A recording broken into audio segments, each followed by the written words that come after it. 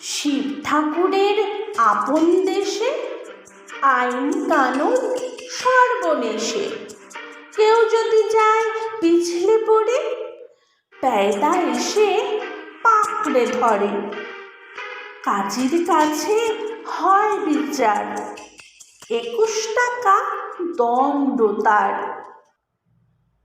সেথায় সন্ধে 6টার আগে হাঁচতে হলে টিকিট লাগে। হাঁচলে পরে বিন টিকিটে দমদমাদম লাগায় পিঠে।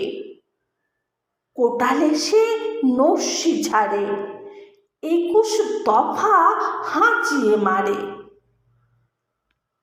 কারোর যদি দাঁতটি নড়ে, 4 টাকা মাসুল ধরে। কারোর যদি গোঁফ গজায়, 100 আনা ট্যাক্সও চায়। খুঁচিয়ে পিঠে গুজিয়ে ঘাড়, সেলাম ঠোকায় 21 বার। চলতে গিয়ে কেউ যদি যায় এদিক ওদিক ডানে বাঁয়ে, রাজার কাছে খবর ছোটে, পল্টনেরা লাফিয়ে ওঠে। দুপুর রোদে ঘামিয়ে তাই 21 হাতা জল গেলায়।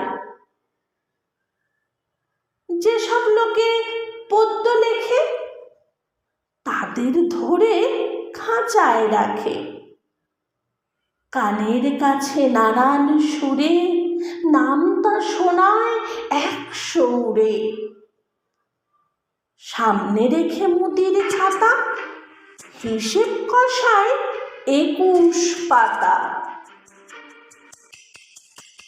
হঠাৎ সেথায় রাত দুপুরে, নাক ডাকলে ঘুমের ঘোরে, অমনি তেরে মাথায় ঘষে, গোবর গুলে বেলের কষে।